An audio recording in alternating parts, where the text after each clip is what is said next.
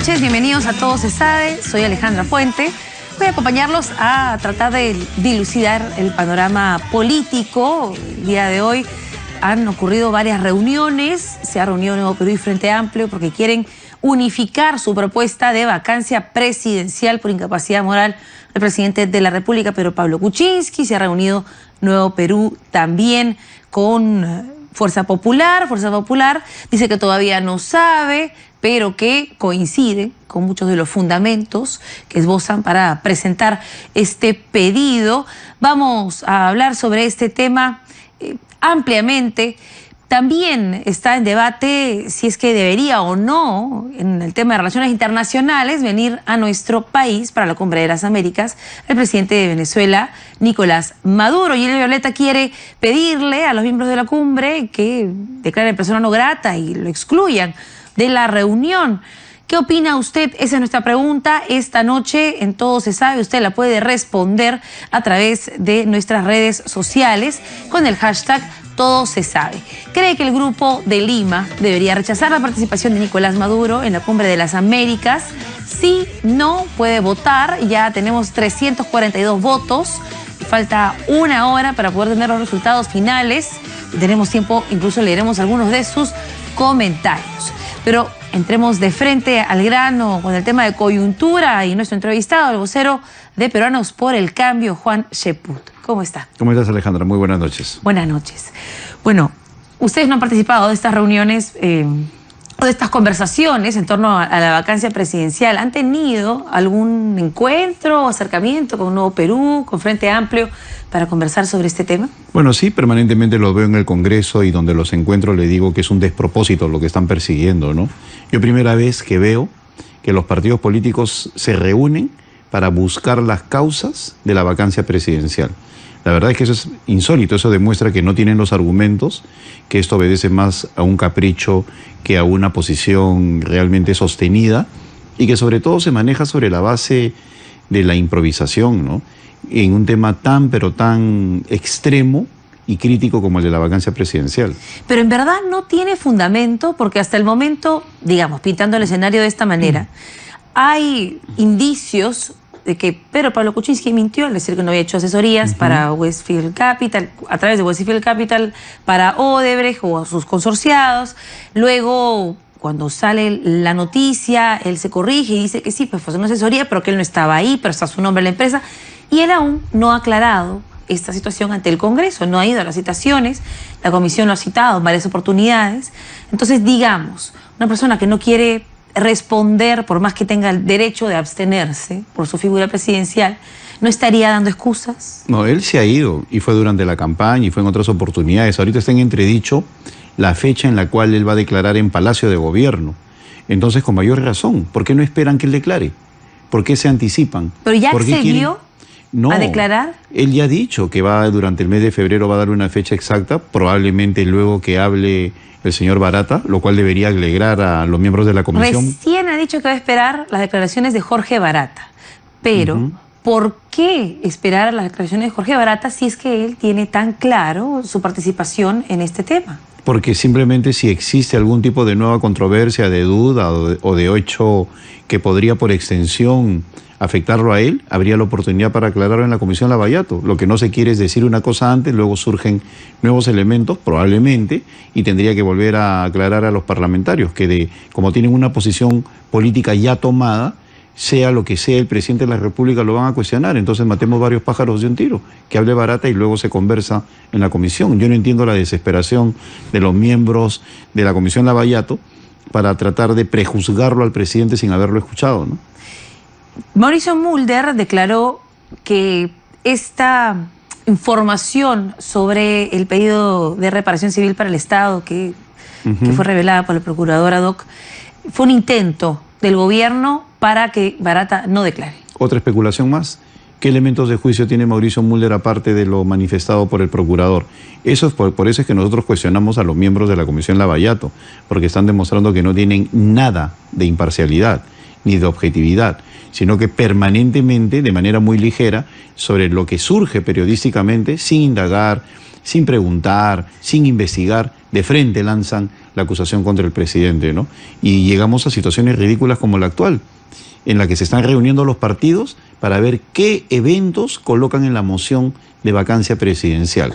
Le preguntan a Nuevo Perú, ¿qué quieres poner tú? A Fuerza Popular, ¿qué quieres poner tú? Luego termina la reunión, nos parece que sí. Y uno le pregunta, ¿por qué? Porque estamos pensándolo. No, entonces, es toda una situación realmente tan grotesca la que está viviendo el país. Pero está avanzando. Y el tema es que se están poniendo de acuerdo perro, gato y pericote. Yo creo que no, yo creo que no. Yo no creo que en estos momentos, esta cumbre golpista que ha habido el día de hoy entre Nuevo Perú y Frente Amplio, dos partidos que defienden a Maduro por un lado y que por otro lado cuestionan al presidente de la República sobre hechos del pasado, por eso yo lo he calificado de una cumbre golpista, que pueda lograr la participación de otros partidos, en este caso como Fuerza Popular, ¿no? Por una sencilla razón. Mira el nivel de incertidumbre en que van a colocar al país en el futuro. A partir de esa moción de vacancia, cada vez que un presidente de la República no tenga mayoría absoluta en el Parlamento, va a poder ser sometido a la moción de censura de vacancia. Pudo ser así. De cualquier. No. En todos los gobiernos, nunca. Desde la Constitución del 93 existe esa posibilidad. Y te doy los elementos. Alan García estuvo cuestionado, inclusive Pedro Cateriano sacó un libro completo sobre los hechos de Alan García que pertenecían al pasado y nadie lo quiso vacar. Al señor Ollantumala lo cuestionaron por Madre Mía y por una serie de eventos del pasado y nadie lo quiso vacar. Pero en este caso, al presidente de la República le están cuestionando hechos, ni siquiera fue él funcionario público los hechos que se le cuestionan y se le quiere vacar. Sí fue funcionario público, fue ministro. El periodo del cual se le acusa es entre el año 2005 y 2012, en los cuales no fue funcionario público. En el 2004 hay transacciones con Westfield y él era ministro de Economía. Ya, pero esa es la parte especulativa que no está dentro de los considerandos que están planteando para la vacancia, porque hablan de las operaciones entre el 2005 y el 2012 en los cuales él no tenía nada que ver. ¿Es o no es una razón suficientemente fuerte para vacar al presidente de la República el hecho de que no pueda tener consenso político? No tiene ni 2 años de gobierno y ya tiene, digamos, a todo el Congreso en contra. Mira, no ha sido capaz de tender puentes. En el Perú, no, ¿pero por qué? Porque la oposición no quiere en algunos casos. Ese es el problema de fondo.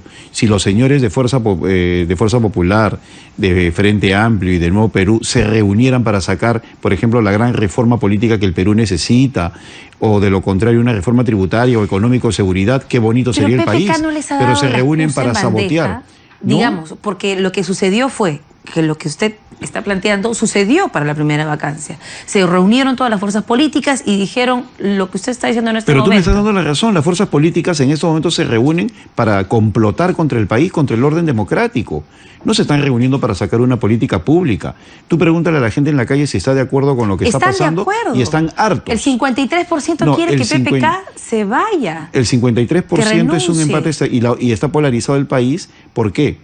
Porque hay un grupo que no quiere y por otro lado hay una percepción de la opinión pública en relación a la debilidad del presidente y también hay un fuerte grupo de personas que dice que va a culminar su mandato y otro que el Congreso no lo deja gobernar. O sea, hay que leer en conjunto a la encuesta. No es solamente una pregunta en particular. Pero no lo dejan gobernar en realidad, o es que él simplemente no está liderando las carteras del gabinete como debería ser, no le está dando las directivas claras. Entonces que censuren a los ministros. Para poder avanzar. El presidente ha dado las políticas claras y a los ministros les corresponde ejecutarlas. Entonces, esa es por supuesto que las da permanentemente claras. Y el problema son en todo caso el cuestionamiento que puede partir del Parlamento a algunos ministros, entonces que les pregunten a ellos. Pero de frente van a la figura presidencial, ¿por qué? Porque desde mi punto de vista hay venganza de parte de Frente Amplio y de Nuevo Perú, por el hecho de que se sienten engañados por el indulto y no tienen el coraje político para decir yo te quiero vacar por el indulto, sino que están buscando argumentos para justificar esa posición extrema. De parte de Fuerza Popular, cuando dicen el indulto está a la vuelta de la esquina con una ligereza impresionante, tampoco encuentro sustento a lo que plantean y desde mi punto de vista, es mi posición personal, no de mi bancada, es porque se han ido estos grupos de los 10 parlamentarios junto con Kenji Fujimori y no quieren que se vayan más, y de parte de otras fuerzas políticas que no están convencidas. El APRA ya dijo que no apuesta por la vacancia y Acción Popular está esperando, ha pedido que se espere el informe Lavallato en junio. Entonces, al final va a haber una unión entre los extremos autoritarios que tienen historia autoritaria. Por un lado el Frente Amplio y Nuevo Perú, que quieren para el país un gobierno como el de Nicolás Maduro, y por otro lado el fujimorismo, que lamentablemente se está dejando llevar una vez más por esta extrema izquierda para tratar de vacar al presidente. Y allá ellos con su responsabilidad de todo este clima de inestabilidad que están generando, ¿no? Pero ¿no le parece que hay una responsabilidad en el hecho de que los peruanos reciben este debate en el Congreso con total pasividad? ¿No les sorprende? Lo esperan, es más, y incluso preferirían que renuncie el presidente. O sea, que la mitad del país quiera que renuncie un presidente. Eso yo no lo había escuchado antes con ningún otro presidente en los últimos 20, ha habido antecedentes, en el caso de Toledo y en el mismo caso de Ollantumala se pedía la renuncia, y no olvidemos que Pero no la ciudadanía. Ollantumala pidió la vacancia del presidente Alan García. La ciudadanía en estos momentos se está dejando llevar, desde mi punto de vista, por una corriente que no ha recibido respuesta política adecuada. Ahí hay un mea culpa de nosotros. Pero ¿no cree que entonces falta que el gobierno le dé motivos a la gente para que... No tengo la menor duda. Por eso estoy acá, tratando de aclarar las cosas, y ten la seguridad que van a salir otros parlamentarios y otros ministros a decirle a la opinión pública que están completamente equivocados. Porque lo que se viene a la vuelta de la esquina no es cuestión de cambiar a un presidente para poner al vicepresidente, sino la inestabilidad a futuro que va a venir en el país como consecuencia de que cualquier mayoría parlamentaria, por capricho, puede tumbarse al presidente de la República y van a convertir a nuestro país en impredecible. Ellos creen que es fácil conformar un gabinete, creen que es fácil que se ajusten las inversiones extranjeras al nuevo presidente, creen que es fácil que la configuración política del Parlamento le dé solidez o sostenibilidad a la próxima administración. No es fácil. Por eso te digo que están actuando con ligereza y con bastante irresponsabilidad. Pero existe la percepción de que eso ya está ocurriendo, de que ya no hay inversión extranjera, no hay inversión privada, no hay obras, claro, ¿y no hay proyectos. Cuando uno lee The Economist, los reportes internacionales que dicen, porque el Congreso permanentemente está generando un ambiente de crisis. Pero eso pasa en todos los gobiernos y hay que tener manejo político para poder, digamos, acallar la crisis y trabajar. No tiene herramientas el Ejecutivo para trabajar. Eso no es cierto que está incrementándose los índices económicos. Eso no es cierto de que ya los ministros están trabajando en obras contundentes como la reconstrucción o la vivienda. Eso no es cierto de que hay los mayores esfuerzos para mejorar nuestro clima tributario, de seguridad, de educación. En el norte la desaprobación al presidente es 83%. Porque lamentablemente, por eso se han hecho los cambios respectivos, recién ahorita se están viendo los frutos de un nuevo trabajo y de un nuevo liderazgo, pero aún así existe el propósito de mejorar las cosas. Eso no es suficiente porque un gobierno tiene problemas de índole de gestión económico para que se censure al presidente de la República. La Constitución se puede doblar, se puede maltratar, pero no se puede romper. Bueno, entonces lo que están haciendo ahorita es simplemente ir al extremo en lo que se refiere a la censura al presidente sin pasar por todo lo que es el control político. A usted le parece que es una actitud golpista, pero a los miembros del Ejecutivo no les hace ni cosquillas. Ninguno menciona el tema, ninguno pareciera estar siquiera enterado de que este debate está ocurriendo en el Congreso. No hemos escuchado respuestas duras, fuertes, firmes, respaldando al presidente de la República, ni siquiera por parte del propio presidente. Pareciera que no se está tomando en serio esto. No, sí lo están tomando en serio. En todo caso, yo vengo a hablar acá por mi compromiso con el presidente, por lo que yo creo que se debe hacer en materia política, y desde ese punto de vista no necesito bastones ni gente que me acompañe, ¿no? Yo creo cada cual con su responsabilidad. En lo que a mí respecta, yo creo en la democracia, creo que se le está maltratando, estoy dispuesto a dar el debate con mis adversarios políticos, no creo yo que triunfen en este propósito de la vacancia, porque hasta ahora no me han dado ni un solo argumento, ni uno contundente como para justificar la vacancia del presidente. ¿Pero no le parece que también es un abuso de la democracia no darle respuestas claras a la ciudadanía sobre estos cuestionamientos por parte del presidente? ¿Y quién ha dicho que el presidente no quiere darle respuestas? Se está señalando que apenas hable el señor Barata, él se va a presentar, pero existe la angustia por hacerlo cuanto antes, porque ¿acaso ellos tienen que colocarle la agenda al presidente? ¿Qué es lo que esconden? ¿A qué le temen? Yo también podría señalar, cuando ellos preguntan que el presidente, ¿por qué quiere esperar que hable Barata? Yo diría lo siguiente, ¿por qué ellos quieren anticipar la censura? ¿A qué le tienen miedo a que hable el señor Barata? ¿A que mencione a algunos parlamentarios a los cuales ha financiado durante la campaña? Por eso quieren meter la bomba atómica de la censura para que todo el mundo mire hacia la censura y se olvide de lo que dice Barata, o de repente ya ni siquiera vaya el fiscal. Yo creo que acá hay un tremendo propósito político de tratar de desviar los reflectores de lo que diga Lavallato, porque hay muchos que se mueren de miedo. ¿Y qué opina entonces de la reacción o de la inacción del gabinete ante esa situación? Usted les ha dicho incluso que es el gabinete mudo. Así es, así dije y me reafirmo en eso, aunque yo veo que ya están reaccionando. Hemos visto el día de hoy a varios ministros que están hablando. Yo creo que de vez en cuando la política consiste en dar un pequeño sacudón, y eso no significa descortesía, sino simplemente tratar que mayor cantidad de gente se ponga del lado del presidente de la República, porque yo sí estoy convencido de que este es un acto injusto, el de la censura contra el presidente Pedro Pablo Kuczynski, y es necesario que unan esfuerzos, gabinete y parlamentarios, para enfrentar a esta corriente caprichosa que lo quiere vacar al presidente sobre la base de impulsos emocionales, de venganzas y de esquemas como el que me engañó por el indulto. ¿Cómo utilizar el argumento que se usó en la vacancia anterior? Porque he escuchado los argumentos que usa Mercedes Arauz, el presidente, que se quiere asaltar la democracia, que se quiere buscar un atajo violando la Constitución o malinterpretando la Constitución para poder, digamos, censurar a un presidente cuando esa no es la figura. He escuchado esos argumentos, pero son muy similares a los que se utilizaron antes del indulto. ¿Cómo utilizar esos argumentos cuando en este momento, en la Corte Interamericana de Derechos Humanos, precisamente se está evaluando que en el Estado peruano se faltó también al debido proceso y a la justicia al indultar al expresidente Alberto Fujimori? Bueno, Alejandra, todavía no hay conclusiones, ¿ah? Pero se está analizando, precisamente. Eso dirán los caviares.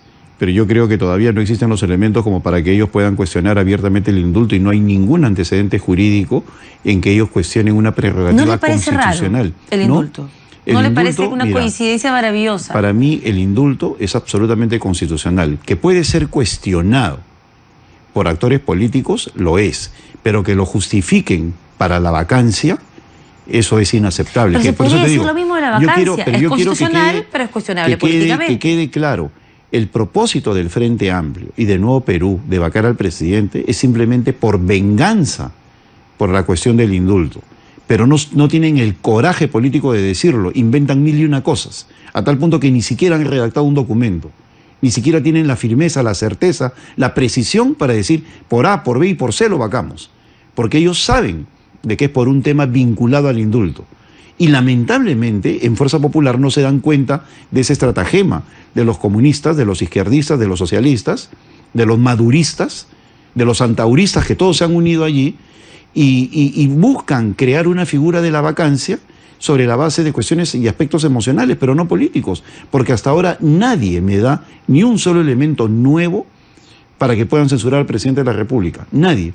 ¿Qué cree que va a decidir Fuerza Popular cuando analice la propuesta que se les ha hecho por parte de la izquierda? Ya en la anterior oportunidad ellos se plegaron al Frente Amplio, a la vacancia impulsada por el Frente Amplio. No sé si ellos han decidido ser furgón de cola de Frente Amplio y volver a afirmar, en todo caso, que el Perú se dé cuenta que cuando se trata de meter una bomba atómica al país, ahí sí se unen. Pero cuando se trata de sacar alguna ley, ¿no? Ahí sí estamos en tiendas separadas, ¿no? Pero para la destrucción, para la incertidumbre, para generar caos, ingobernabilidad, ahí sí estamos, ¿no? En la ingobernabilidad, hermanos, ahí sí, ¿no? Para sacar esta vacancia. Yo no creo de verdad que ellos avalen una figura antiindulto, porque ese es el propósito de fondo, la venganza por el indulto, en el caso de Frente Amplio y Nuevo Perú. Bueno, en todo caso,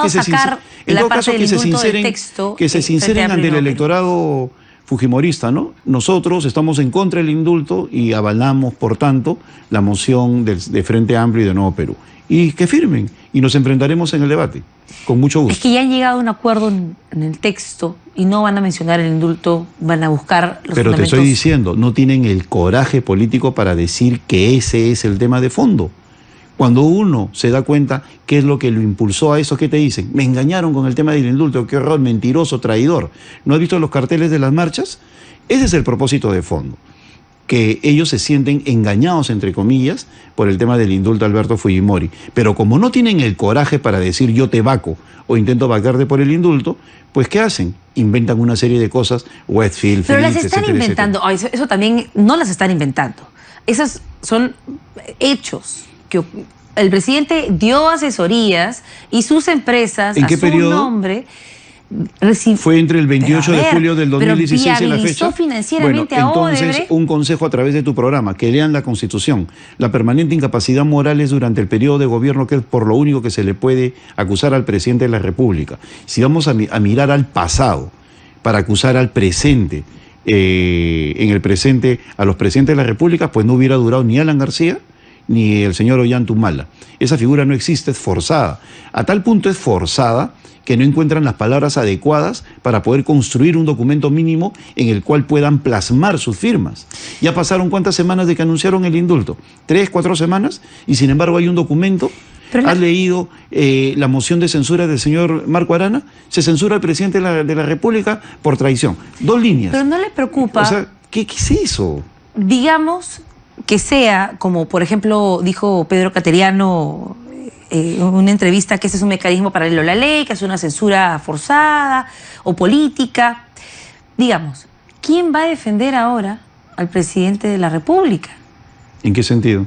Porque tuvimos en la ocasión anterior a varios grupos de la sociedad, a varias tiendas políticas, personas independientes como el señor Borea, que hizo un discurso magistral en el Congreso de la República, que lo defendieron. Pero ahora, ¿quién lo va a defender si es que esto vuelve a llegar al Pleno? Bueno, la bancada, el mismo Alberto Borea, de repente, que no te sorprenda que vuelva a defenderlo, el mismo Pedro Cateriano, probablemente, yo no veo por qué no, porque estamos viendo que lo están juzgando por lo mismo. Y además, mira, no es una cuestión... Pero está bastante decepcionado con el presidente. No es una cuestión de quién, sino de argumentos. El quién para mí no existe. Para mí lo que existe son los argumentos, que no, en estos momentos, ¿Y el ministro de Justicia podría defender al presidente? Es su función. En todo caso, sería uno más de las personas que estamos dispuestos a defender al presidente. Pero como te vuelvo a repetir, acá no interesan las personas, los nombres y los apellidos, interesan los argumentos. Y desde el punto de vista argumental, jurídico, constitucional y político, no existe elemento para vacar al presidente de la República. Porque hasta ahora no encuentro yo nada distinto a la jornada del 21 de diciembre. ¿Qué opina sobre la gestión que están realizando algunos ministros? Por ejemplo, estamos envueltos en una controversia en este momento porque una comisaría no aplicó una ley aprobada que determina que hay que aceptar una denuncia cuando se trata de una desaparición de un menor de edad antes de las 24 horas y que hay que poner su inmediata búsqueda. Y el ministro del Interior dice que no responde, que va a esperar informes, cuando todos hemos visto las declaraciones del jefe de la dependencia policial diciendo que no llegó la niña, y después vemos en cámaras de seguridad que salió, que efectivamente sí estuvo en las charlas. Y la pregunta es, ¿qué está esperando Vicente Romero para...? Vicente Romero es un gran ministro, que quede claro, y no se puede manchar por este drama, que es una tragedia, y me solidarizo con la familia, su gran trayectoria por esta situación particular. Él está actuando responsablemente, quiere investigar para poder sancionar si es que es necesario, porque tampoco lo van a llevar a un general de la Policía Nacional de la nariz en base a 2 o 3 titulares para que vote a la gente. Primero tiene que investigar. Bueno, pero no son 2 o 3 titulares. Es absolutamente cierto de que hay cuestionamientos, es absolutamente cierto que puede haber habido comportamientos anómalos de 1 o 2 policías, pero que el ministro sea cuestionado por una excepción que confirma la regla, que es un buen funcionario, tampoco se tiene por qué aceptar, porque yo lo conozco a él a través de su... Igual el director general de la Policía Nacional, el general Zubiate, es otro oficial de primer nivel y están haciendo una buena labor, no basada en estadísticas, basadas en hechos concretos, no en un PowerPoint, sino en trabajo en las calles. Los dos están haciendo una gran labor. Ahora, lo que ellos han planteado es investigar para aplicar la sanción, porque esa es la orden del presidente de la República, aplicar la máxima sanción a todo miserable que comete estos actos absolutamente contrarios a nuestra seguridad, ¿no? ¿Y qué opina sobre esta propuesta de pena de muerte para aquellos que cometan delitos de violación sexual a menores de edad? Emocionalmente, en términos sentimentales, yo podría estar de acuerdo con aquellas personas que lo están promoviendo, pero desde el punto de vista jurídico, académico y sobre todo de evidencia fáctica, considero de que es un debate que no debe prosperar. Yo creo que se tiene que aplicar una máxima pena perpetua de ser posible. Comprendo a los que piden la pena de muerte, pero sé que eso no funciona. aún más. A un depravado le puede servir de estímulo el enfrentar la posibilidad de la muerte, ¿no? Como sucede con los depravados en otros países del mundo.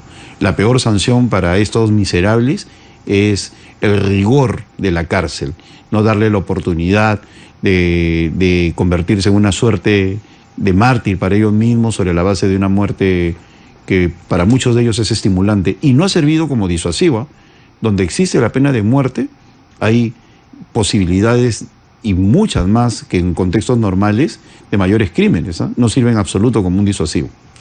Bueno, congresista, hemos llegado al final de la entrevista.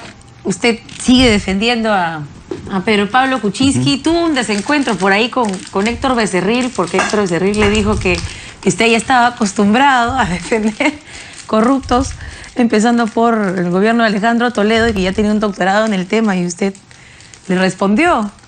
Ah, claro, le respondí porque yo por Héctor tengo un gran respeto en lo político, ¿no? Y yo le respondí porque si él me dice de que yo he hecho mi licenciatura defendiendo a Pedro Pablo Kuczynski, pues haré el doctorado con él, ¿no? Porque él defiende a personas que están mucho más cuestionadas que Toledo. Le pidió que sea su tutor. Sí, que sería mi tutor para que me oriente. A ver, vamos a ver qué dice esto.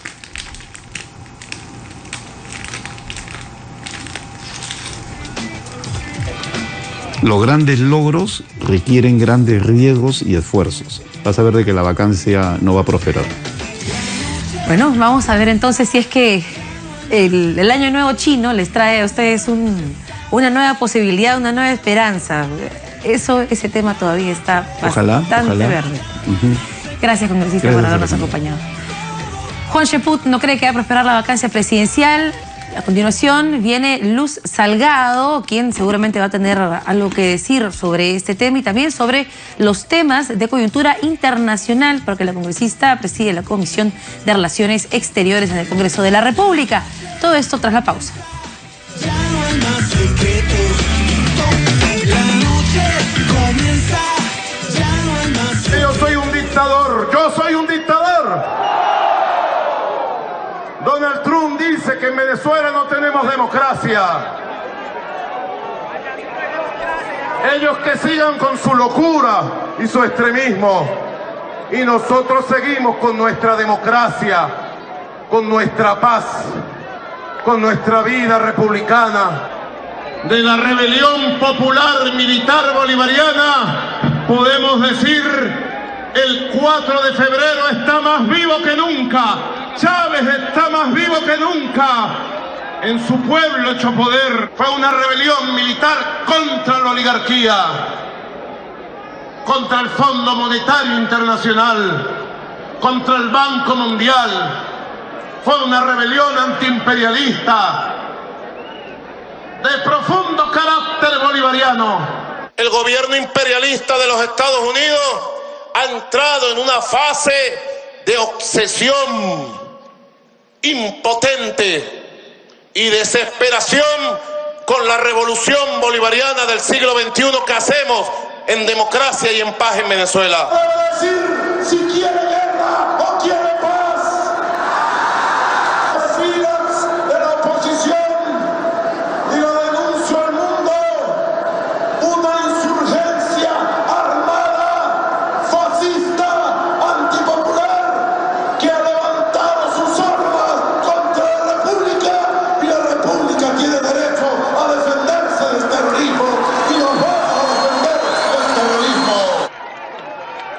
El escenario número 2 es lanzarse a llamar la abstención y tratar de sabotear las elecciones.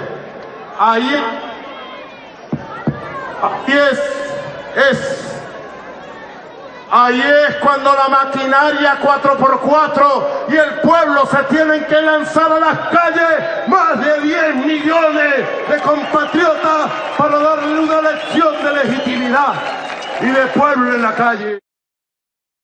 Bueno, estábamos escuchando la respuesta de Nicolás Maduro, el presidente de Venezuela, ante este debate que pide pues que no venga a nuestro país. Algunos congresistas se han pronunciado al respecto, prefieren que se quede en Caracas. pero él ya respondió diciendo que va a aceptar la invitación y que va a estar aquí el 13 y 14 de abril para la 8ª Cumbre de las Américas, en la que se va a hablar de gobernabilidad democrática frente a la corrupción, nada menos. Para conversar sobre ese tema se encuentra en estudios la congresista Luz Salgado, y es presidenta de la Comisión de Relaciones Exteriores del Congreso. ¿Cómo está? Buenas noches, Alejandra. Buenas noches. Bueno, ¿qué opina sobre este debate, este pedido? Gilder Violeta va a pedirle a la cumbre que, digamos, se abstenga de contar con la participación de Nicolás Maduro y que tome medidas en esta cumbre con respecto a la situación que se vive en Venezuela. ¿Usted qué opina? En este tema, tanto el Ejecutivo y el Congreso siempre hemos estado de acuerdo en defender la democracia, que ha sido totalmente, no puedo decir ni siquiera eliminada, ha sido pisoteada por Maduro en Venezuela. Cuando se le escucha hablar a este hombre, realmente uno dice, él es el que habla de locura, ¿no? Él es el que creo que habría que hacerle un análisis psiquiátrico, porque no entiende que más de 4 millones de venezolanos han salido por todo el mundo buscando subsistir, saliendo en busca de alimentos, en busca de medicinas, en busca de libertad. Y parece ser que eso no lo inmuta, y ahí donde está, quienes lo escuchan, están con 7 kilos menos de peso. Hay niños famélicos, no hay medicinas, se están muriendo por falta de vacunas, se están muriendo por falta de atención los enfermos que tienen que ser dializados. El Estado peruano no ha declarado a Venezuela un gobierno antidemocrático, no ha sucedido eso. En el grupo de Lima, donde pertenece el Perú, y ha ido la ministra Cayetana Arcovín hace más de 2 semanas en Chile, se ha hecho una declaratoria muy fuerte, rechazando casualmente todos estos atropellos, y a los cuales el Congreso y la Comisión de Relaciones Exteriores ha apoyado en todos sus puntos. Ahí prácticamente se dice que expresan el rechazo al gobierno de Venezuela por todos estos temas de crisis humanitaria, por falta de libertades, por adelantar mañosamente el proceso electoral al que ahora está convocando, cuando sabe que los organismos electorales dependen de él, no permite observadores, Alejandra, y lo que es peor, no va a permitir votar a más de 4 millones de venezolanos que se encuentran fuera de su país. Simplemente para ellos no existen. Y creo que aquí esta crisis humanitaria, esta crisis, esta fuga que hay de venezolanos de su patria, que es tan linda y tan rica, sin embargo tienen que buscar subsistencia, nos está afectando a toda Latinoamérica. O sea, este es un problema internacional. Pero digamos que todos estos son gestos, pero no significan nada en la práctica, porque, por ejemplo, Luis Galarreta, el presidente del Congreso, anuncia que ha enviado oficios a la Cancillería para declarar la inconveniencia de la visita de Nicolás Maduro a nuestro país, pero eso, ¿qué puede lograr? Bueno, ciertamente que como la OEA es la que organiza esto, invita a todos los mandatarios, no se puede negar la presencia de Maduro aquí en el Perú, pero lo que no nos puede negar es expresarle nuestro rechazo, nuestra profunda incomodidad. Y se arriesga este hombre que no tiene 2 dedos de frente a que más de 100.000 venezolanos que están aquí, que han huido de su país, que han huido de su yugo, le hagan toda una manifestación y que le responda a la prensa todos estos atropellos que viene realizando en contra de los principales derechos de los ciudadanos. ¿Qué se puede hacer? Gran pregunta, porque todos los organismos que han tratado de conciliar han caído, yo me imagino, en parte de su juego de Maduro y primero de Chávez, porque este grupo que se conformó con los expresidentes españoles, con la presencia de algunos expresidentes de otros países, Chile inclusive estaba participando, Chile ya se está retirando, México también se está retirando, porque estas reuniones en República Dominicana no han dado resultados, y es que esto es una forma de alargar. Yo diría que copiemos algo de lo que está haciendo el Parlamento Europeo, toda la Unión Europea, en el sentido de rechazar la presencia de determinados personajes que ya están comprobados en corrupción de narcotráfico y lavado de dineros. Esas personas que quieren salir de Venezuela a gastar su dinero mal habido no van a ser recibidas en toda Europa. Pero digamos que y eso tiene Canadá más que ver está con la haciendo lo mismo. delincuencia que con la democracia en Venezuela, que con la parte política. Pero es que hace rato, mira, la Corte Penal Internacional ha tenido que actuar, porque sí ha cometido Maduro un crimen de lesa humanidad cuando ha eliminado salvajemente a este capitán de la policía, Óscar López, junto con otros ciudadanos, cuando ellos se rendían. Hay un video, hay pruebas, hay testigos. ¿Qué hace la Corte Penal Internacional? ¿Qué hace la Corte Interamericana de Derechos Humanos? ¿Qué hace la Comisión de Derechos Humanos de la OEA? Lo que pasa es que Venezuela no ha ratificado el Pacto de San José y se ha salido de la Corte Interamericana de Derechos Humanos. Pero entonces, la Corte Penal Internacional podría actuar de oficio. Es más, hay ya denuncias que han presentado no solamente parlamentarios peruanos, parlamentarios de todo el Grupo de Lima han presentado a la Corte Penal Internacional que debería actuar de oficio. Es un criminal. Prácticamente Maduro es un criminal, porque lo que ha hecho con estos ciudadanos es la prueba de lo que viene haciendo, sino que no estaba documentada. Sabemos que hay presos, ¿no? Inclusive menores de edad, presos políticos a los cuales se les tortura. A la señora Lilian Tintori, antes de visitar a su esposo, la hacían desnudarse, hacían desnudar a los niños. Entonces, cuando ha venido el exalcalde de Venezuela, de Caracas, el señor Ledesma, nos ha contado todos los atropellos que se realizan en las cárceles de Maduro, y realmente es una cosa que allí sí deberían protestar todos los organismos de derechos humanos, y yo los veo tan pasivos. ¿Por qué? Porque concuerdan, lamentablemente, y aquí también hay grupo de izquierda, que concuerdan con la posición ideológica de Chávez y de Maduro. Ya, pero esa postura que suena muy bonita, ¿no? Que a Nicolás Maduro se le juzgue o que la falta es que lo que se tiene que pedir es un nuevo proceso electoral, Alejandra. Perfecto, pero digamos que se pida por parte de Fuerza Popular o de algún miembro de Fuerza Popular que la Corte Interamericana de Derechos Humanos intervenga en Venezuela, la verdad es que genera un poquito de suspicacia, porque acabamos de escuchar a Salaverry, el congresista Daniel Salaverry, decir ayer que deberíamos aplicar la pena de muerte. ¿Y qué importa si tenemos que salirnos del Pacto de San José? Porque ¿qué ha hecho la Corte Interamericana de Derechos Humanos por alguien en la vida? Estoy hablando de la Corte Penal Internacional, ¿eh? De la Corte Penal Internacional, que ya también de oficio debería actuar frente a un hecho que se ha demostrado con pruebas. Pero por eso, ¿no le parece una contradicción que por un lado quieran aprobar la pena de muerte, que implicaría salirnos de la Corte Interamericana de Derechos Humanos, y a la vez es una posición personal del congresista Salaverry, junto con otros congresistas que también están pensando en lo mismo, que entraría a un gran debate, que eso no es todavía cosa juzgada ni cosa examinada dentro del Congreso de la República. Y sí es una materia muy difícil, muy delicada, cuestión de principios en los cuales cada uno va a tener que adoptar una posición, porque sí es una votación que requiere casualmente de un examen de conciencia de cada persona, y no le podrías obligar a nadie a adaptarlo en conjunto, ¿no? ¿Usted qué opina? ¿Debería aprobarse la pena de muerte? Yo siempre he sido de las personas que defienden la vida.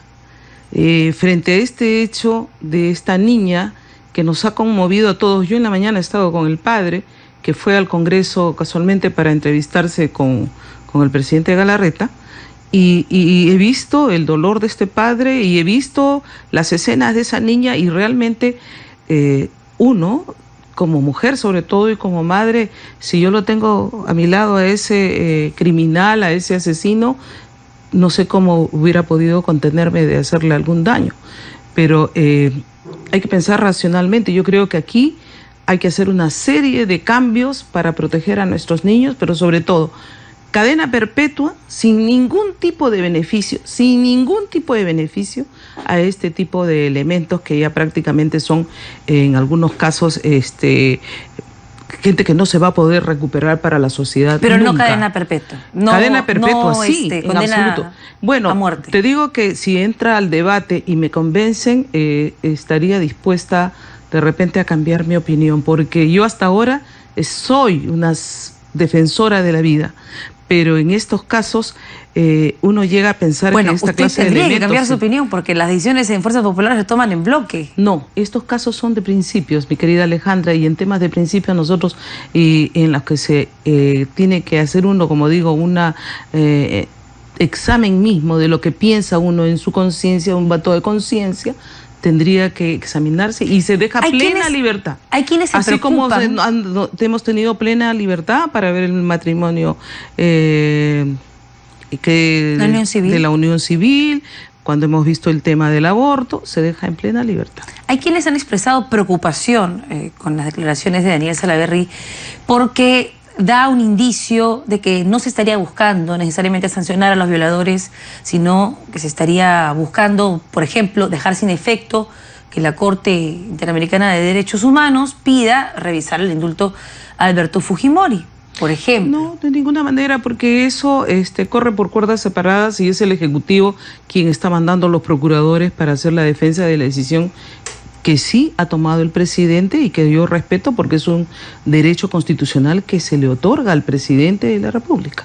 Así que en ese sentido no tendríamos nada que hacer, la Corte tampoco puede obligar a que el presidente Kuczynski derogue eso, no puede hacerlo.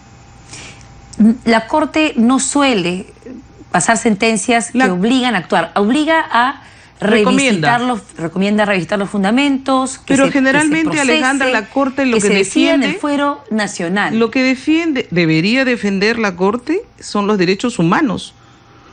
La Corte no está para encarcelar o para hacer que las personas enfermas mueran en cárcel.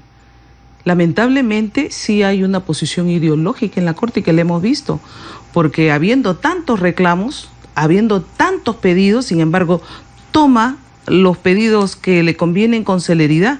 Y la Corte sí nos ha obligado a indemnizar a terroristas en vez de indemnizar a viudas de policías, a ronderos, a comunidades campesinas, ¿no? Bueno, la Corte tiene esos argumentos lamentablemente de indemnización, muchos respuestas... de los terroristas que fueron indultados y absueltos los absolvió Alberto Fujimori, y eso es innegable porque fueron falsamente Alejandra, discúlpame, pero estás equivocada, de repente no tienes toda la información. No, sí yo trabajé sí con el padre Lancier, porque yo estaba en la Comisión de Derechos Humanos. Y lo que hizo el presidente Fujimori fue encargarle al padre Lancier, porque sí habían habido equivocaciones en numerosas personas que habían sido acusadas falsamente. Y el padre Lancier hacía un examen con todo un grupo de juristas para decir tales y tales personas tienen que ser perdonadas. Y entonces se le sacó por una orden estricta de gente que realmente no tenía prueba alguna de estar vinculada. No que luego han salido convictos y confesos que inclusive han determinado a quiénes han matado, a qué ataques han hecho y han salido indemnizados después de lo que el trabajo que se hizo con Fujimori. Bueno, ese es un tema paralelo. Le planteo este escenario. En Fuerza Popular se emocionan todos en el debate y de repente aprueban que se pase la pena de muerte para casos de violadores de menores. Obliga que esto nos obliga a salir del Pacto de San José y el rango de la Corte Interamericana de Derechos Humanos, y ustedes proceden a denunciar constitucionalmente al fiscal de la Nación y a los magistrados del Tribunal Constitucional. ¿A dónde vamos entonces si es que consideramos los peruanos que eso no es justo? Si te das cuenta, se necesitan una cantidad de votos que no los tiene Fuerza Popular. Entonces ese escenario que estás planteando es en este momento imposible. Imposible, y además salirse de la Corte demoran 2 años. Y en 2 años ya sabemos nosotros que se deben haber visto todos los pedidos que hay, tanto del de Fujimori como de otros más. O sea que no le alcanzaría. Tu escenario hipotético no se puede cumplir. Bueno, hoy han tenido una reunión los miembros de Fuerza Todavía Popular. están en reunión, aún yo me he salido sacado. de la reunión. Gracias por la deferencia de Así venir al es. programa. ¿Qué están conversando en esta reunión? La vacancia del presidente Pedro Pablo Kuczynski, se reunieron hoy con Nuevo Perú y Daniel Salaverry dijo que si bien no habían tomado una decisión porque tenían que conversarlo todos, había muchas coincidencias.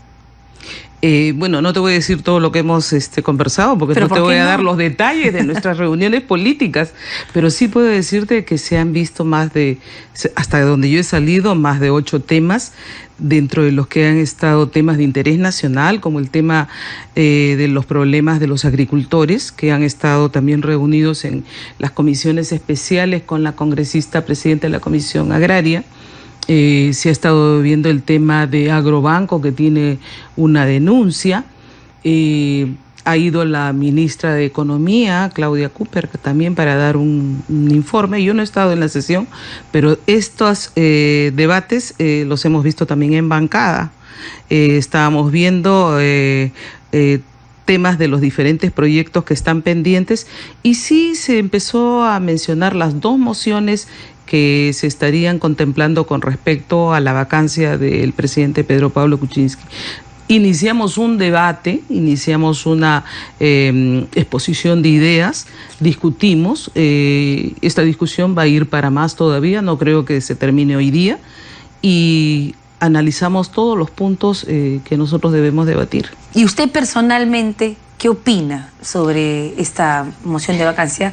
Específicamente la de Nuevo Perú, porque parece que ya han encontrado coincidencias entre Frente Amplio y Nuevo Perú para sacar lo que decía el texto sobre el indulto de Alberto Fujimori, y se va a quedar solo la acusación por corrupción e incapacidad moral. Bueno, nosotros no íbamos a apoyar ninguna moción que se opusiera al indulto, porque este es como digo, una prerrogativa constitucional, y por ese motivo no puede ser vacado o el presidente. Personalmente te digo de que nuestra posición no ha cambiado. Nosotros encontramos ya indicios en diciembre de la complicada situación del presidente Pedro Pablo Kuczynski con las empresas brasileñas. A la luz de las investigaciones y de los indicios que viene recabando la comisión Lavajato, los documentos que han llegado del Banco de Crédito, se muestran aparte otros indicios en los que se comprueba que tanto como estaba como ministro de Economía, como presidente de Proinversión, como primer ministro del señor Pedro Pablo Kuczynski en la época de Toledo, ha tenido en sus manos una serie de decisiones y se han producido transferencias a sus empresas en las que él era partícipe. Es más, no puedo asegurarlo, pero hay un informe que por ahí está corriendo de que inclusive hay transferencias personales. Entonces, frente a todo eso, frente a una persona que se encuentra en este momento como, si se quiere, inmovilizada por todo lo que está sabiendo que resulta de estas investigaciones, el país se encuentra acéfalo. El país se encuentra sin el capitán que tiene que dirigir el barco. Y vemos nosotros todos los conflictos sociales que se están creando porque falta liderazgo, falta autoridad, hay toma de carreteras, pero digamos que hay una serie no tiene que ver con la otra. Como digamos, que no. Cuando tú tienes a una persona atada porque tiene problemas graves que resolver, cuando está con esa preocupación, simplemente no tiene cabeza ni para dirigir. Pero es por eso que está atado el presidente de la República, porque dice Juan Sheput que está atado por sus opositores políticos. No, pues Juanito, ya lo has escuchado, tiene que defender lo indefendible. Ya le he dicho yo, si en la galleta le toca siempre defender en posiciones, no me acuerdo cuando defendía a Toledo, hoy está arrepentido de haber defendido a Toledo. Y de repente va a estar arrepentido de haber defendido también, pero yo no hay que rescatarle, que trata de ser leal con quien lo ha convocado, ¿no?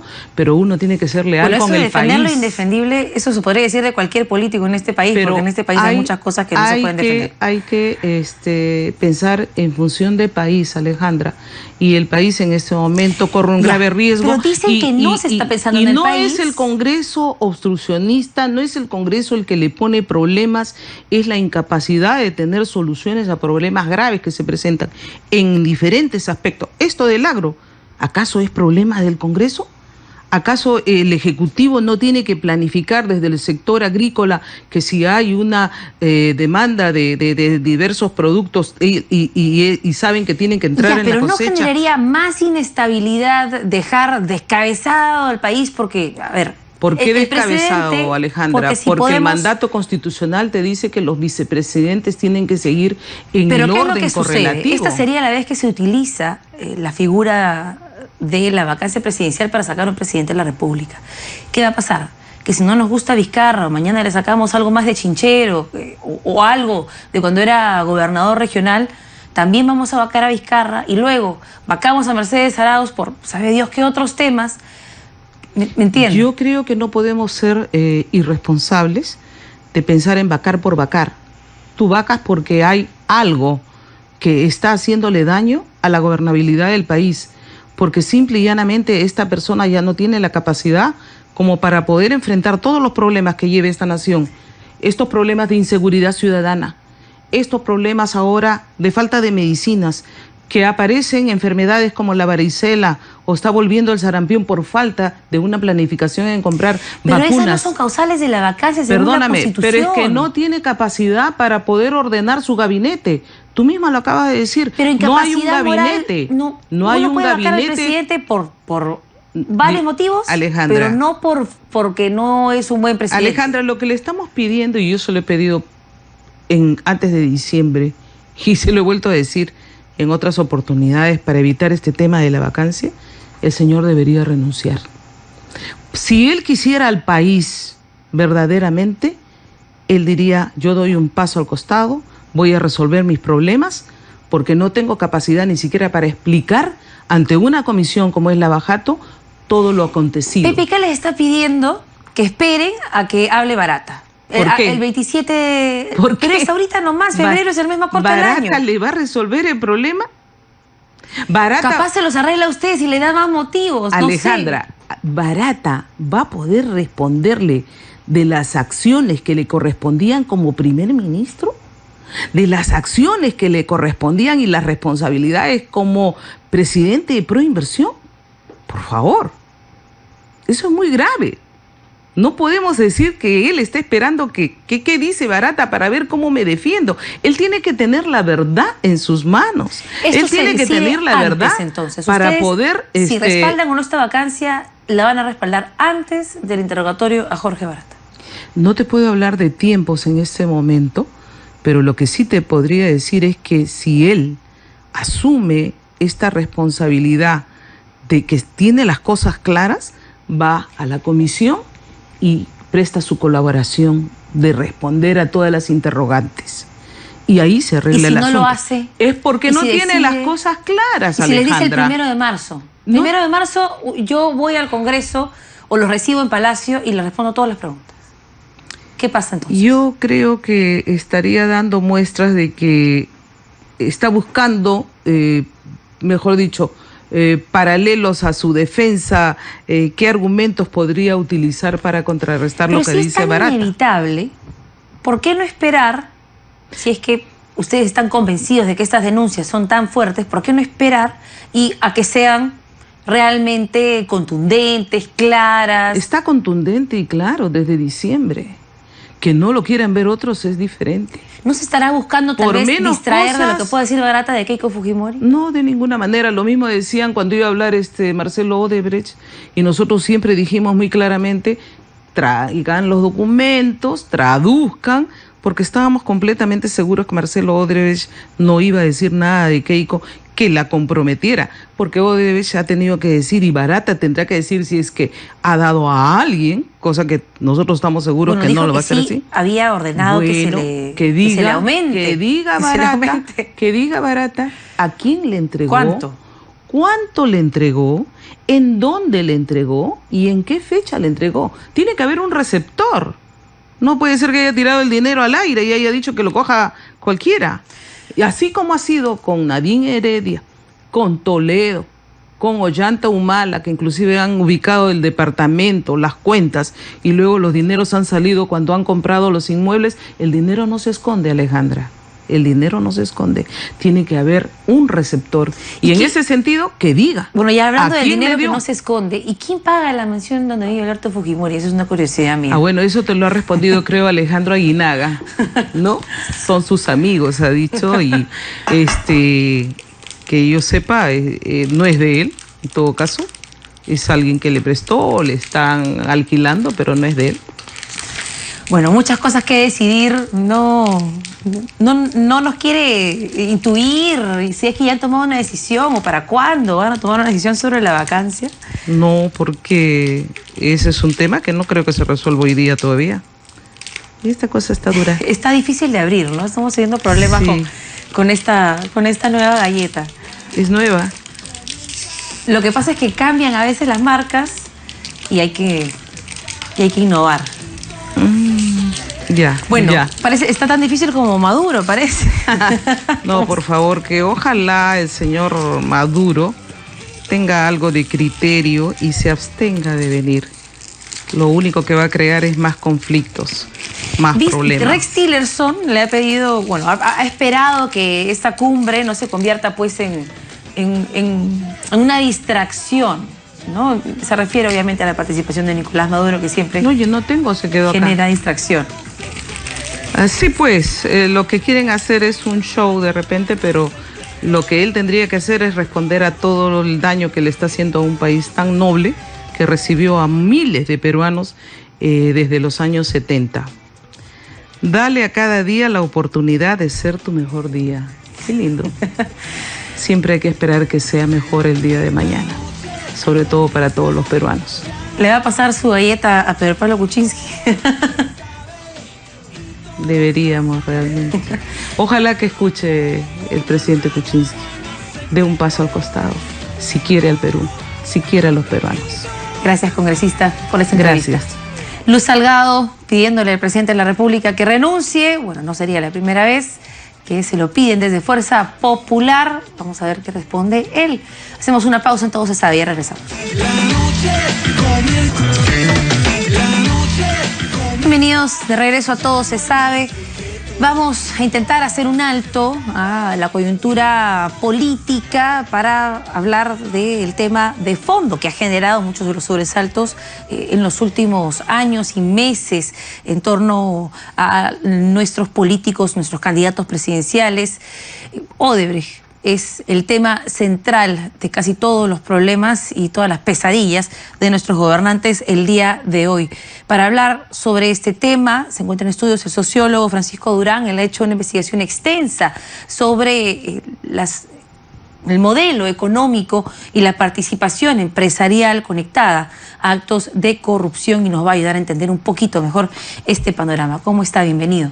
Gracias por la invitación. ¿En qué nos deberíamos estar enfocando en esta discusión? Porque en este momento estamos enfocados en el presidente de la República, si hizo asesorías, no hizo asesorías, en Odebrecht, si es que pagó coimas a candidatos.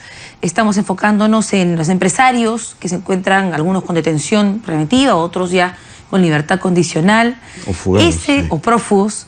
¿Ese es el enfoque donde deberíamos estar mentalizados? No, porque es solo la punta del iceberg.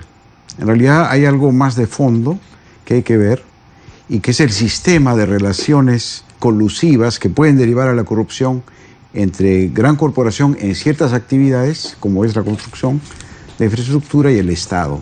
Ese es el problema principal, porque ahí pueden usar una serie de mecanismos legales hasta los ilegales.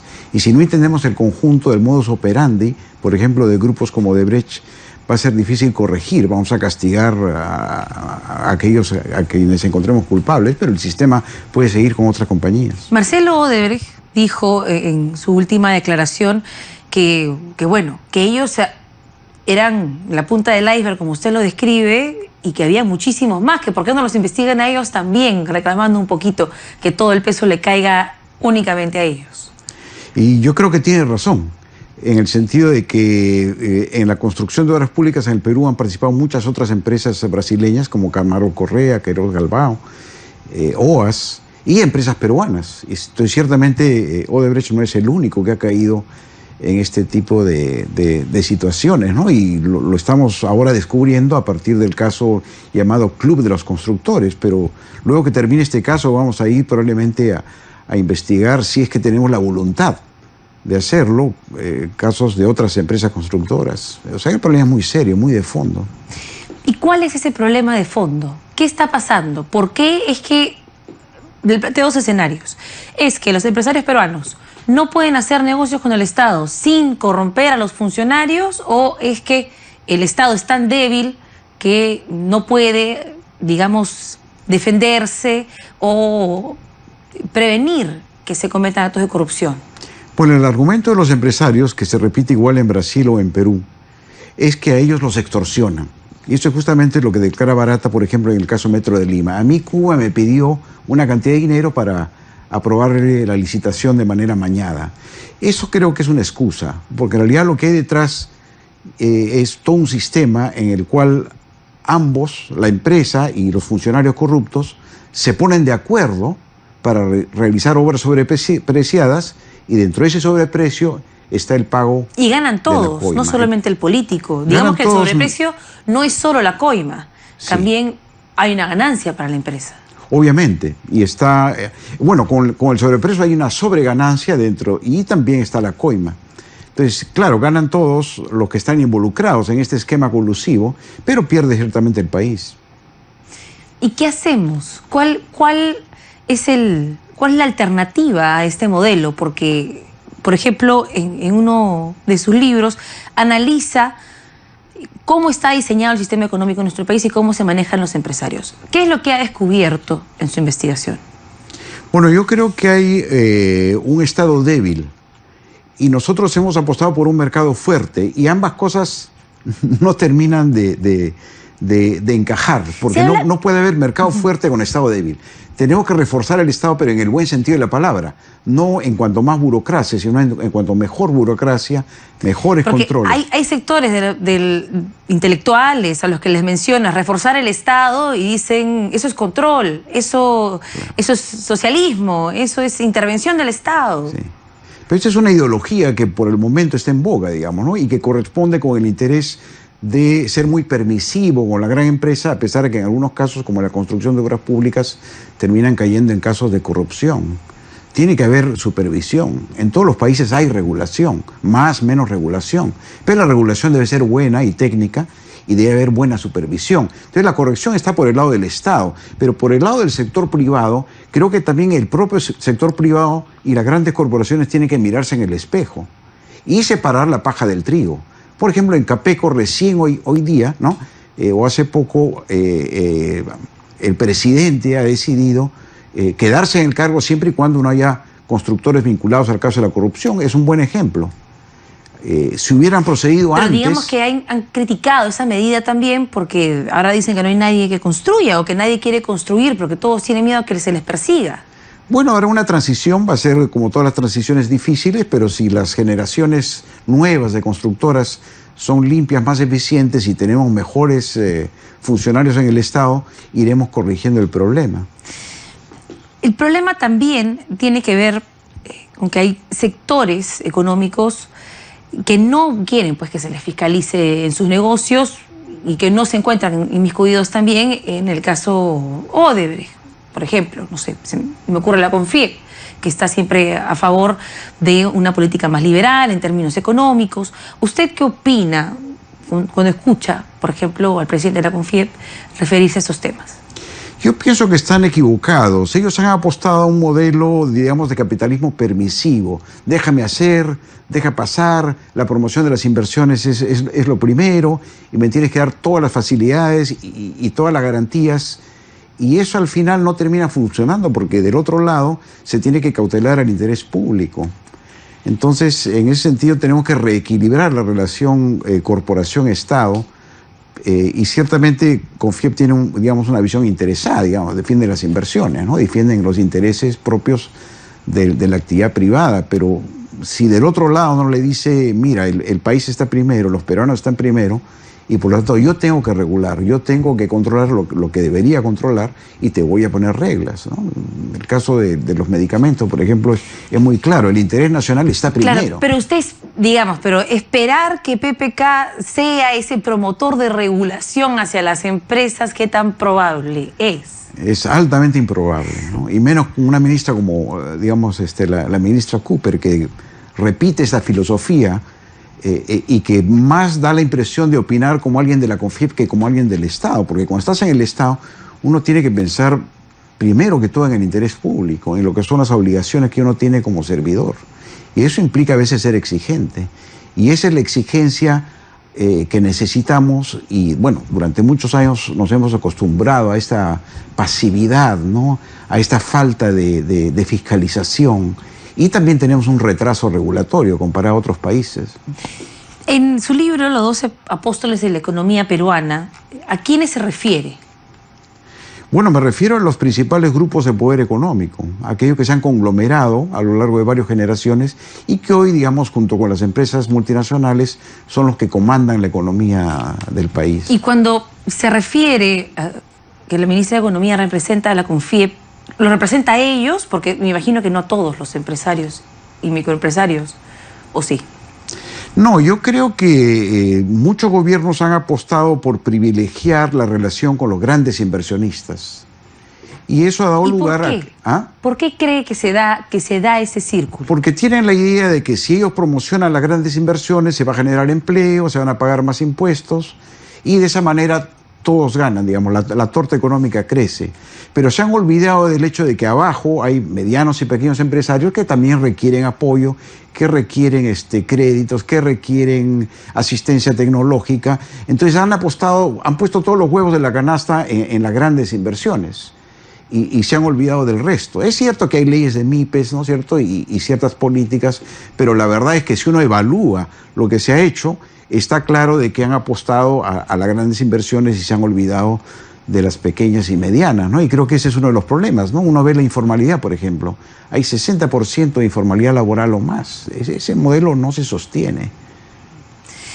En el caso del Metro de Lima, mencionó antes de comenzar la entrevista que estaba haciendo una investigación sobre ese tema, sobre el esquema que se utilizó para no solamente los sobornos directos, sino todo el esquema relacionado a cómo se llevó a cabo esa obra. ¿Qué es lo que ha descubierto? Bueno, yo he visto que Odebrecht y las empresas brasileñas han ido generando dos modelos en su país y después los han exportado. Y el Perú es uno de los principales países donde han exportado este modelo. Y que se basa en dos cosas. Un modelo de negocios bastante avanzado, moderno, corporativo, que en el caso de Odebrecht implica entregar obras a tiempo bien hechas. Y eso le ha permitido entrar con fuerza en muchos países. Por ejemplo, el Metro de Lima lo construyeron en 18 meses, lo cual ciertamente pocas empresas pueden hacer. Y es también buena ingeniería. No es la mejor del mundo, pero es una ingeniería... Funciona, claro. Los trenes están marchando, ¿no es cierto? La obra es buena. Pero al mismo tiempo ellos desarrollan un modelo de negocios. Y en el modelo de negocios es donde tienen actividades legales hasta las actividades ilegales. El modelo de negocios, me corrijo, el modelo de negocios y el modelo de influencias. En el modelo de influencias es muy interesante si uno analiza en detalle las declaraciones de Marcelo Odebrecht, que él dice, la clave de todo es la financiación de partidos. Una vez que tú logras financiar a los partidos, estás vinculado a gobiernos, vinculado a congresistas, y eso facilita las cosas. Y a partir de ahí, exacto, y a partir de ahí ellos arman una red. Una vez armada la red es que empujan los proyectos, digamos, inflan los precios y si es necesario pagan las coimas que hay que pagar, ¿no? Entonces ese modelo ha funcionado con gran éxito en el Perú. Bueno, éxito para Odebrecht y las empresas que pretenden, digamos, enriquecerse ilegalmente con obras públicas. En este caso es sumamente difícil, digamos, fiscalizar cada sol que se gasta en un kilo de cemento, en mano de obra. Es sumamente difícil. ¿Cómo se puede comenzar a desagregar la parte o facilitar la investigación en estas grandes obras para poder prevenir actos de corrupción en lugar de estar investigándolos a posteriori? Sí, bueno, yo creo que es una tarea colectiva, ¿no? Hay que reconocer que si bien el Estado falla, no todo lo puede hacer el Estado. Si nosotros sabemos que en cierto tipo de actividades del Estado es más posible la corrupción, como en obras públicas, como en compra de materiales, como en el sistema de seguridad, ahí debemos concentrarnos. Y en esa concentración lo que debemos hacer es estudiar, ¿no? Yo creo que la universidad, los investigadores, la sociedad civil también debe estar alerta y ayudar junto con el periodismo, que también cumple un rol muy importante en poner la atención en las principales obras, en las principales operaciones y de esa manera ayudar a corregir, ¿no? Y ciertamente el empresariado, empezando por los gremios, tiene que autocorregirse, ¿no? Todavía estamos esperando un verdadero mea culpa de la CONFIEP y otros gremios, ¿no? Y ya es la hora, pues, de ¿Cree que va a suceder ese mea culpa? Esperamos que sí, porque si no lo hacen van a perder contratos y su reputación va a caer. Y hoy día, y esa es una de las conclusiones del estudio, las corporaciones tienen una reputación. Si la reputación se pierde, pierden valor de mercado. Y ese es, yo creo, el punto. ¿Qué es lo que ha pasado con Graña y Montero? Exacto.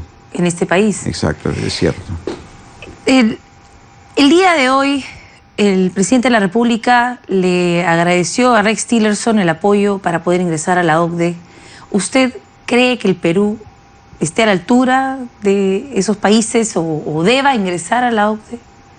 Bueno, en América Latina solo hay dos países que han entrado. Uno por razones geopolíticas, que es México, su proximidad con Estados Unidos, la importancia para Norteamérica, y el otro que es Chile, que ciertamente está mucho más avanzado que otros países, incluyendo el Perú. Nosotros somos candidatos a ingresar a este club, pero tenemos, como dice la OCDE, de cerrar una serie de brechas de productividad, brechas de pobreza, brechas de institucionalidad. Y hasta ahora hemos avanzado muy poco en ese terreno. Que incluye lucha anticorrupción. Ciertamente. También. Y cerrar el retraso regulatorio, ¿no? Por ejemplo, necesitamos una ley antielusión. Porque si no, digamos, es muy fácil eludir los impuestos en los paraísos tributarios. Este es uno de los proyectos que se le ha quedado en carpeta a la ministra Arauz, ¿no? Y es clave, ¿no? Necesitamos mejorar la recaudación tributaria también, que se viene cayendo. Entonces yo creo que al final, tal como están las cosas, porque estamos en medio de una crisis política que tiene impacto económico, la idea, el sueño, digamos, de llegar al 2021 y ingresar a la OCDE es muy difícil de cumplir. Para el 36, tal vez 2036, no lo sé. Bueno, para el futuro, digamos, ¿no? Claro. Pero hay mucho Pero cercano, por favor, en nuestra vida. A ver si logramos algunos avances. Esperamos que sea en esta generación, ¿no? ¿Y cuándo sale este nuevo libro, esta nueva investigación? Bueno, estamos esperando que hacia junio, julio esté terminado y podamos hacer un estudio que permita entender cómo Odebrecht creó todo un sistema de negocios y de influencias que le ha permitido penetrar tan fácilmente en el Perú. ¿Le va a caer gordo ese libro a alguien? Me imagino que sí, pero es necesario decir la verdad. ¿A quién cree? Bueno, a todos los que están involucrados, ¿no? Que son empresarios, políticos y los miembros de apoyo de la red, ¿no? La red se apoya en una serie de instituciones, por ejemplo, los estudios de abogados, que a veces están fuera de la foto, ¿no? Los gremios empresariales, lo que hemos conversado hoy, digamos, uno tiene que ver el conjunto y ahí se da cuenta de que todos estos sectores tienen que corregirse, ¿no? Bueno, definitivamente queremos esa primicia cuando saque el libro, porque nos queremos enterar primerito de todo lo que han encontrado. Bueno. ¿Qué dice la galleta? A ver, ¿qué dice la galleta? Tenga el valor de intentar algo nuevo.